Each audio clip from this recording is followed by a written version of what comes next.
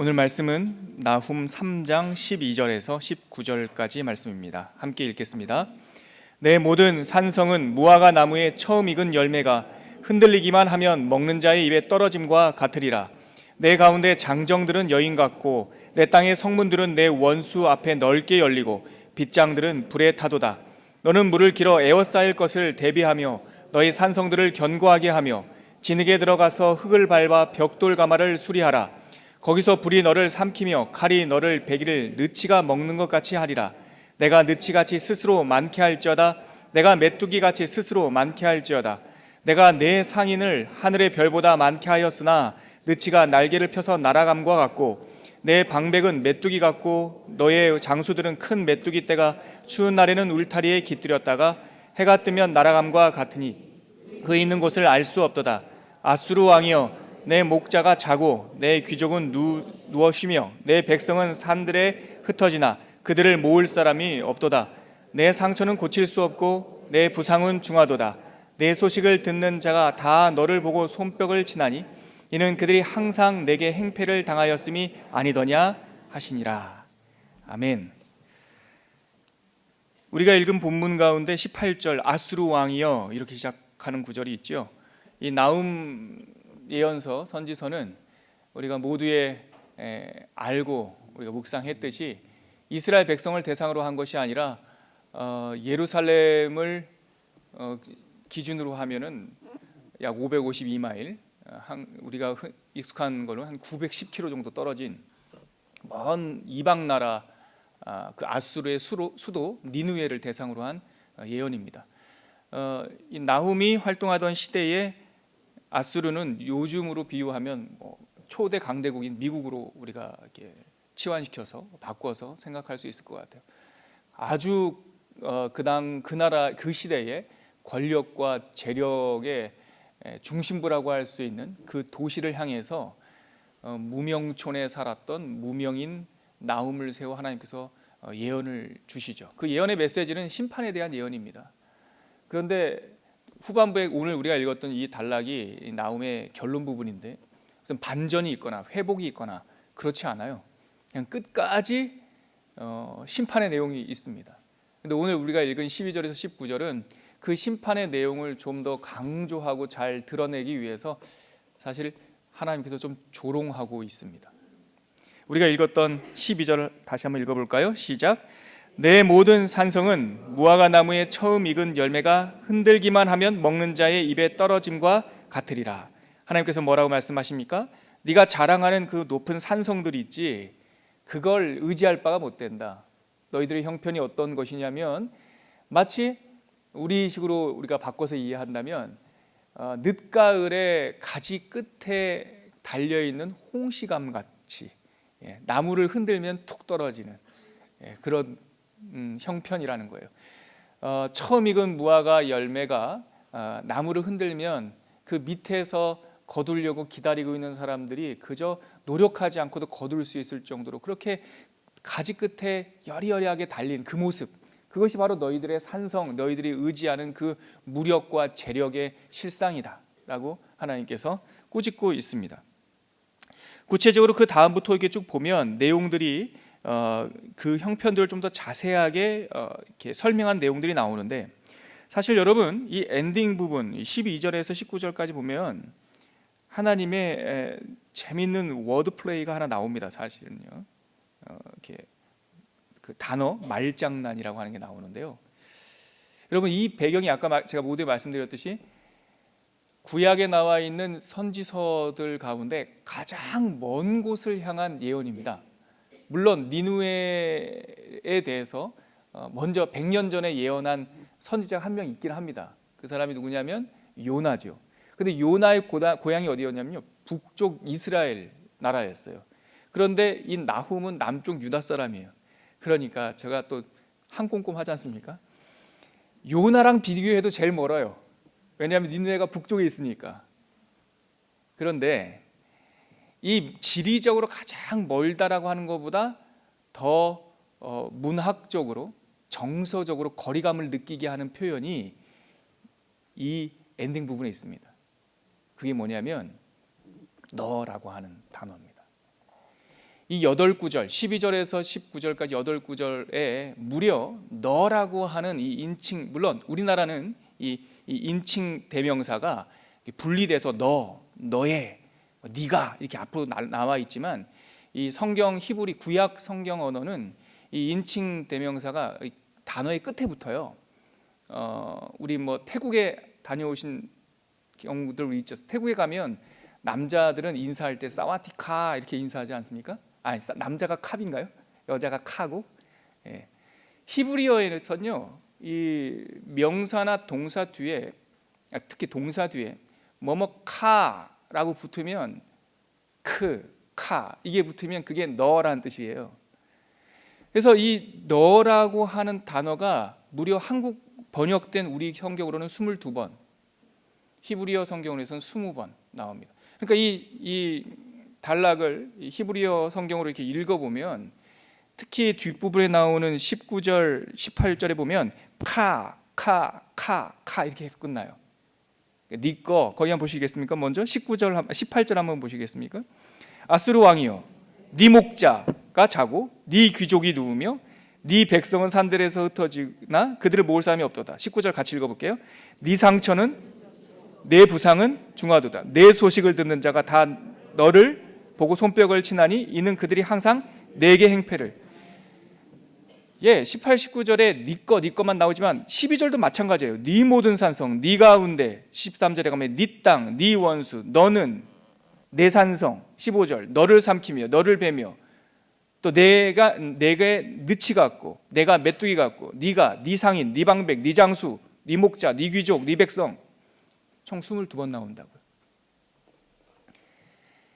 예루살렘과 니느웨의 900km에 걸친 긴 거리, 물리적인 거리감보다 어쩌면 하나님으로부터 가장 멀리 떨어져 있는, 영적으로 가장 먼 거리감이 이 나훔서 마지막 부분에 강조되고 있어요. 내 교회가 아니라 네 교회, 내 문제가 아니라 네 문제, 내 백성이 아니라 네 백성, 내 고통이 아니라 네 고통. 이것이 바로 절망의 거리감인 거예요. 우리가 이 땅에 있는 것을 아무리 많이 가지면 뭐합니까? 그게 네 문제라면.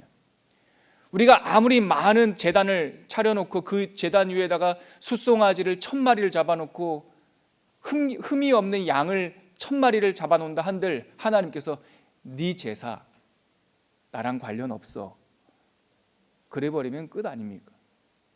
하나님께서 이 아수르 니느웨를 책망하면서 그들의 영적 상태의 가장 큰 절망이 그 모든 일들이 다 네 일이라는 겁니다. 네 고통이라는 겁니다. 네 귀족들이라는 겁니다. 나랑 상관이 없다는 것입니다. 근데 여러분, 반대로 예수 그리스도와 그의 십자가가 우리에게 행하신 그 구원 사건이 뭡니까? 하나님과 떨어져 버린 우리들을 내 백성, 내 자녀, 내 것 이렇게 삼아주신 하나님과 죄인된 우리의 화목을 이어주시는 그 사건이 십자가 사건 아닙니까? 십자가 없는 사람들에게서는 네 거지만 십자가를 통하여 우리는 하나님 거가 되었다는 사실을 여러분 믿으시길 바랍니다. 이 은혜가 있길 바라요. 우리는 하나님 앞에 서다 보면 내 자신이 메뚜기같이 보일 때도 있어요. 하나님 앞에 설 때 내가 참 죄인 중에 괴수처럼 느껴질 때가 있어요. 그때 여러분, 우리의 형편을 아무리 우리가 냉정하고 정확하게 하나님 앞에 부끄러운 모습처럼 이렇게 선다 할지라도 하나의 단어를 잊으면 안 됩니다. 메뚜기 같다 할지라도, 연약하다 할지라도, 내가 부족하다 할지라도, 내가 지난 시간 동안 얼마나 하나님을 등지고 살았다 할지라도 이제 예수 그리스도의 피로 하나님의 백성이 되었다라고 하는 사실, 내가 하나님 사람이라고 하는 사실 잊으시면 안 됩니다. 여러분, 기도하실 때 가끔 씨름도 하시죠. 저는 기도할 때 씨름을 가끔 합니다. 하나님을 설득하려고 하는 고약한 버릇도 나오기도 합니다. 하나님 이거 여차하니 이거 해주셔야 되지 않겠습니까? 해주시옵소서 기도합니다. 때로는 아닌 것 같은데 샬롬이 없는데도 왜 이러지? 내 열심이 부족한가 하고 제가 하나님과 기도할 때 애써서 기도할 때도 있습니다. 억울한 느낌이 들 때는 좀 야곱처럼 하나님 허리춤 붙잡고 하나님 이렇게 해주시옵소서라고 이렇게 떼쓸 때도 있습니다. 근데 제가 이제 한 달만 있으면 40 중반으로 접어드는데요. 이 늦은 나이, 그러니까 적지 않은 나이가 됐음에도 불구하고 저를 오싹하게 만드는 경험이 하나가 있는데, 어렸을 때 저희 어머님이 제가 좀 이렇게 고약한 짓을 하면, 평소 때는 병균아 이렇게 부르다가 제가 고약한 짓을 하면 노병균 이렇게 불러요. 여러분도 그러십니까? 그리고 그래 네 마음대로 해봐. 이게 제 어렸을 때 경험인데, 저는 이제 40대 중반이 되어가는 이 시점에도 그래 네 마음대로 해봐, 이 말이 이렇게 오싹합니다. 근데 하나님께서 가끔 어머니의 옛날 그 톤으로 기도할 때 말씀하실 때가 있어요. 막 애쓰면서 기도하면, 노병균 너 잘났네, 네 마음대로 해봐. 이거 지금 이렇게 얘기하다가도 오싹합니다. 여러분, 너 잘났구나. 그래, 교회가 네 거구나. 네 사업이 네 거지. 그래, 네 건강 네 거구나. 그래, 네 마음대로 해봐. 가장 큰 절망이죠. 하나님과 우리 사이를 멀리 떨어뜨리는 하나님의 책망이죠. 지금 니느웨 성에 그 책망이 이렇게 부어지고 있는 겁니다. 여러분, 내 거 하나도 없습니다. 하나님 안에 있는 겁니다. 우리 뜻대로 하면 다 망합니다. 우리 뜻대로 해서 어떻게 되는지 그 다음 구절에 나와요. 13절서부터 우리 한 15절까지 같이 읽어볼까요? 시작. 내 가운데 장정들은 여인 같고 내 땅의 성문들은 내 원수 앞에 넓게 열리고 빗장들은 불에 타도다. 너는 물을 길러 애월살 것을 대비하며 너의 산성들을 견고하게 하며 진흙에 들어가서 흙을 밟아 벽돌 가마를 수리하라. 여러분, 여기까지만요. 하나님께서 이렇게 조롱합니다. 그래, 너는 너 가운데 있는 장정들이 있지? 그 장정들은 여인같이 힘이 없어질 거야. 네 땅에 성문들이 있지? 성문들이 훤히 열릴 거야. 빗장들은 불에 타고 없어질 거야. 그 다음 14절 보니까요, 에어 쌓일 것을 대비하여 한번 물을 길러 다 모아놔 보라. 그리고 진흙에 들어가서 흙을 밟아서 벽돌 가마를 한번 수리하렴. 그 다음에 15절 보시겠습니까? 반전이 일어납니다. 시작. 거기서 불이 너를 삼키며 칼이 너를 베기를 느치가 먹는 것 같이 하리라. 내가 느치같이 스스로 많게 할지어다. 내가 메뚜기같이 스스로 많게 할지어다. 반전이에요. 15절. 그렇게 방비하고 진흙을 밟아서 도가니, 철도가니, 불도가니를 만들었는데 그 불이 오히려 나와서 우리를 삼킨다는 거죠. 그리고 그 철도가니 속에서 철검을 만들었는데 그 검이 오히려 우리를 벤다는 거예요. 그리고 하나님께서 15절에 두 번 강조, 이건 이제 히브리식 평행강조법이라고 하는데, 똑같은 단어를 두 번 반복하면서, 문장을 두 번 반복하면서 하나님께서 강조하시는 거예요. 뭐라고 말씀하십니까? 스스로 많게 할지어다. 스스로 많게 할지어다. 이것이 바로 하나님을 떠난 인간의 이 영적인 허전함이에요. 이게 예레미야 선지자도 이 말씀을 하셨어요. 예레미야서 2장 13절에 보면, 이 예레미야가 예언을 시작할 때 그 당시에 하나님을 등진 이스라엘 백성을 정확하게 진단하는 한 문장이 나와요. 그게 예레미야 2장 13절입니다. 한번 찾아보시겠습니까? 구약성경 예레미야 2장 13절. 이 한 구절이 사실 나움을 향한 하나님의 메시지의 요약판입니다. 같이 한번 읽어볼게요. 시작. 내 백성이 두 가지 악을 행하였나니 곧 그들이 생수의 근원되는 나를 버린 것과 스스로 웅덩이를 판 것인데 그것은 그들이 그 물을 가두지 못할 터진 웅덩이들이니라. 여기 보십시오. 예레미야가 당시 이 이스라엘 유다 백성들을 이렇게 진단합니다. 내 백성이 두 가지 악을 행했답니다. 이 두 가지 악은 악의 근본이에요. 첫째는 하나님, 생수의 근원되는 하나님을 버린 거예요. 먼 거리감. 하나님은 저기 계시고 하나님을 나 몰라하고 내 삶을 살겠다고 하는 하나님을 등진 것. 그리고 스스로 웅덩이를 판 것이다. 바로 우리가 읽었던 15절에 있는 스스로 많게 할지어다. 스스로 많게 할지어다.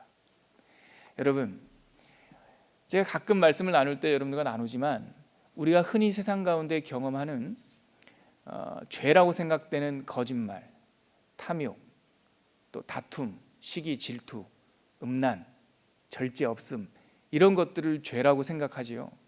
그런데 성경에서 말하는 죄는 그거보다 조금 다릅니다. 방금 열거했던 이런 것들은 죄의 열매입니다. 그러면 성경에서 말하는 죄는 뭡니까? 하나님 없음입니다. 하나님 없이 자기 혼자 하겠다는 것, 하나님 없이 뭔가 할 수 있다는 생각, 이것이 바로 죄의 뿌리입니다. 거기에서 이 죄의 열매들이 맺어지는 거죠. 스스로 웅덩이를 판 거죠. 스스로 많게 할지어다. 스스로 많게 할지어다. 그런데 그 웅덩이는 뭐라고 말합니까? 물을 가두어 두지 못할 터질 웅덩이라는 거예요. 이어지는 16절에서 18절까지가 어떻게 터져 있는지 이 나훔서에 좀 더 구체적으로 나옵니다. 같이 읽을게요. 16절에서 18절까지입니다. 시작. 내가 내 상인을 하늘의 별보다 많게 하였으나 느치가 날개를 펴서 날아감과 같고 내 방백은 메뚜기 같고 너의 장수들은 큰 메뚜기 떼가 추운 날에는 울타리에 깃들었다가 해가 뜨면 날아감과 같으니 그 있는 곳을 알 수 없도다. 아수르 왕이여, 네 목자가 자고 네 귀족들은 누워 쉬며 네 백성은 산들에 흩어지나 그들을 모을 사람이 없도다. 그들을 모을 사람이 없도다. 물을 가두지 못할 터진 웅덩이니라. 스스로 많게 할지어다 했지만 모이는 게 하나도 없는 거예요. 다 날아가는 거예요. 메뚜기처럼, 느치처럼 잠시 머물렀다가 허무하게 다 날아가 버리는 거예요. 저는 이 구절을 어젯밤에 묵상하면서 이스라엘, 그러니까 하나님을 믿는 백성들의 지혜, 찬양이라고 말하는 시편의 첫 시편이 떠올랐어요. 시편 1편에 보면 하나님 앞에 온 사람, 복 있는 사람에 대한 설명이 나오다가 그는 시냇가에 심겨진 나무다. 방황하는 존재가 아니라 시냇가 곁에 심겨진 나무다 라고 얘기하다가 반전, 비유를 하는데, 대비를 하는데 4절에 악인은 그렇지 아니하며 오직 바람에 나는 겨와 같도다. 저는 16절 17절에 보면 그 메뚜기 느치가 막 날아가는 모습으로 나오지 않습니까? 어제 이 영화를 보듯이 장면으로, 제가 이 장면을 영화로 찍는다면 그 바람에 나는 겨처럼 내가 막 힘써 모았던 것들이 다 날아가는 그런 장면으로 그리고 싶어요. 오직 바람에 나는 겨와 같도다. 스스로 많게 하려고 애를 쓰고 스스로 붙잡고 스스로 겁박하고 무력과 재력으로 사람들을 억압하려 했지만 마지막 날이 되니 다 날아가고 없는 거예요.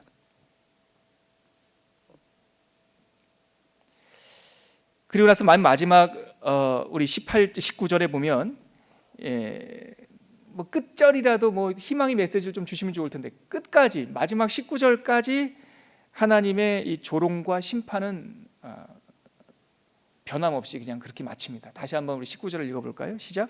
네 상처는 고칠 수 없고 네 부상은 중하도다. 네 소식을 듣는 자가 다 너를 보고 손뼉을 치나니 이는 그들이 항상 내게 행패를 당하였음이 아니더냐 하시니라. 네게 행패를 당하였음이 아니더냐. 생각해봐라. 인광부 아니냐. 하나님께서는 마지막 19절까지 이 니느웨와 아수르의 임할 진노를 가감없이 선포하십니다. 그러면 여러분, 하나님의 희망의 줄기, 희망의 빛은 뭘까요?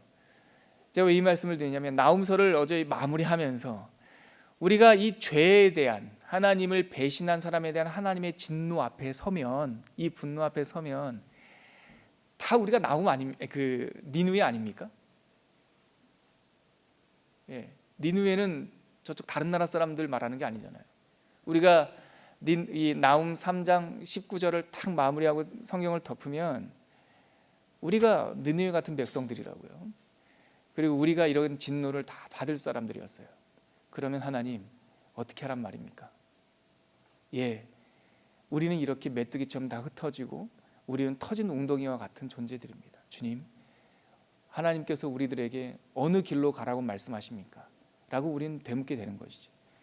없는 줄 아는데 이미 나훔 1장에서 살 길을 보여주셨어요.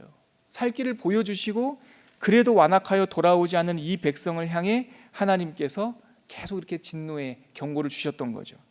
우리가 읽었던 나훔 1장 6절과 7절 한번 보시겠습니까? 거기 보면 하나님께서 이 하나님의 분노 앞에 설 수 없는 아수르와 니느웨 같은 우리들을 하나님께서 초청하시는 회복의 메시지가 읽었던 나훔 1장 6절에서 7절까지 있습니다. 같이 한번 읽겠습니다. 시작. 누가 능히 그의 분노 앞에 서며 누가 능히 그의 진노를 감당하랴. 그의 진노가 불처럼 쏟아지니 그로 말미암아 바위들이 깨지는도다. 지금 나홈서에서 외쳐졌던 선포, 이 심판에 대한 이야기죠. 피할 길은 이어지는 10절에 있습니다. 같이 읽겠습니다. 시작.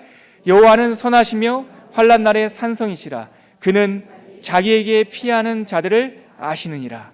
아멘. 지금 나홈서 1장 7절에서는 하나님 분노 앞에 아무도 설 수 없는데 누가 그 앞에 설 수 있느냐라고 우리의 현실을 말씀해 주시는데, 7절에 여호와는 선하시며 환난 날에 산성이시라. 그는 자기에게 피하는 자를 아시느니라 라고 우리에게 살 길을 먼저 보여주신 거예요. 그런데 이렇게 피하지 않는다면 니느웨 너 피의 성이여, 너 아수르 왕이여, 너는 결단코 망할 것이다 라고 그의 종말을 보여주시고 있는 것이죠. 하나님께서 우리들에게 피하라, 여호와께 돌아오라 말씀하십니다. 여러분, 그러면 이 장면을 보면서 우리는 어떤 하나님의 그 은혜의 장치를 떠오르게 되냐면 여호수아서와 민수기에 있는 그 도피성이에요. 도피성. 자기의 생명으로밖에 갚을 수 없는 중대한 죄를 지은 사람이 살 수 있는 방도가 하나 있었어요. 니느웨처럼 피의 성, 피를 흘리고 그 핏값을 스스로 갚을 수밖에 없는 자들이 살 길이 하나가 있었다고요. 그것이 바로 도피성이었어요. 자기의 생명을 유일하게 살 수 있는 그 성으로 속히 도망가면 그 도피성 안에서 생명을 보존할 수 있었죠. 우리 그 구절 한번 찾아볼까요? 여호수아서에 있습니다. 여호수아서 20장 2절과 3절입니다. 여호수아서 20장 2절과 3절. 바로 나에게 피난하여 오라, 도피하여 오라라고 말씀하신 하나님의 초청이 있습니다. 여호수아서 20장 2절과 3절 같이 읽겠습니다. 시작. 이스라엘 자손에게 말하여 이르기를 내가 모세를 통하여 너에게 말한 도피 성들을 너희를 위하여 정하여 부지 중에 실수로 사람을 죽인 자를 그리로 도망하게 하라. 이는 너희를 위해 피의 보복자를 피할 곳이니라. 너희를 위해 피의 보복자를 피할 곳이니라. 여호와는 선하시며 환난 날의 산성이시라. 그는 자기에게 피하는 자들을 아시느니라 라고 말씀하셨던, 자기의 생명을 고스란히 갚을 수밖에 없는 존재들을 살려주시기 위하여 초청하시는 이 도피성, 이 도피성의 은혜가 이 나홈서 안에서도 흐르고 있는 것이죠. 그럼 여러분 다시 한 번만 더 가보시죠. 그러면 이 시대를 살고 있는 우리들, 이 은혜의 시대에 살고 있는 우리들에게 도피성은 누구입니까? 우리가 메시지 앞에 설 때 우리는 니느웨입니다, 우리는 아수르입니다 라고 우리의 본 모습을 하나님 앞에 내려놓을 수밖에 없지만, 그러면 이제 이 피할 때의 산성이신 하나님, 우리가 피할 곳은 누구입니까? 우리의 도피성은 누구입니까? 알고 계시죠? 예수 그리스도십니다. 마태복음 10장, 11장에 보면 그 도피성 대신 예수님의 이야기가 나옵니다. 마태복음 11장 한번 펴보시겠어요? 마태복음 11장에 보면 두 마디를 우리가 주목해서 보면 나홈의 메시지를 좀 더 깊게 알 수 있는데, 먼저 마태복음 11장 20절에서 22절까지 말씀을 한번 잠깐만 보시죠. 여기 보면 하나님께서 이 나홈을 통해 니느웨에 진노하신 듯한 진노가 나옵니다. 뭐라고 말씀하시냐면, 예수께서 20절입니다. 21장 20절, 예수께서 권능을 가장 많이 행하신 고울들이 회개하지 아니함으로 그때에 책망하시되, 21절, 화 있을진저, 뭐라고요? 여러분 다시 한번, 화 있을진저 뭐라고요? 너는 반드시 망한다, 그 뜻이잖아요. 21절 다시 읽을게요. 시작. 화 있을진저 고라시나, 화 있을진저 벳세다야, 너희에게 행한 모든 권능을 두로와 시돈에서 행하였더라면 그들이 벌써 베옷을 입고 제에 앉아 회개하였으리라. 22절, 내가 너희에게 이르노니 심판날에 두로와 시돈이 너희보다 견디기 쉬우리라. 이 말씀이 뭡니까? 말씀을 전했는데 니느웨처럼 회개를 안 하는 거예요. 누가요? 이스라엘 땅이. 그러니까 예수님께서 답답하여 화 있을진저, 마치 이 니느웨에 외쳤던 나홈의 예언처럼 너희들이 반드시 망할 것이다, 내가 너희들에게 행한 이 메시지와 이 기적을 행하였더라면 옛날에 시돈과 두로도 회개하고 돌아왔을 거다. 그러나 니네들 지금 회개한다, 회개하지 않는다. 회개하지 않는다. 이렇게 강팍한, 니느웨처럼 강팍한 이스라엘 땅 백성들, 우리들에게 하나님께서 메시지를 전한 후에 피난처를 말씀하십니다. 그 이후에 언제 나오냐면 11장 28절에서 30절 말씀입니다. 같이 읽을게요. 이 구절 유명한 구절인데, 마태복음 11장 28절에서 30절 시작. 수고하고 무거운 짐진 자들아 다 내게로 오라. 내가 너희를 쉬게 하리라. 나는 마음이 온유하고 겸손하니 나의 멍에를 메고 내게 배우라. 그리하면 너희 마음이 쉼을 얻으리니 이는 내 멍에는 쉽고 내 짐은 가벼움이라 하시니라. 예수님께서 뭐라고 말씀하십니까? 회개하지 않고 광팍하고 죽을 수밖에 없는 그 백성들, 그러나 그들을 다시 한번 예수님의 품 안으로 초청하시면서 수고하고 무거운 짐진 자들아 다 나에게로 피하여 오라. 내가 너희를 쉬게 하리라. 예수님께서 니느웨와 같은 아수르와 같은 우리들을 하나님의 품 안으로, 그 피난처 되신 예수 그리스도의 품 안으로 초청하고 계십니다. 이 시간 함께 기도하시죠.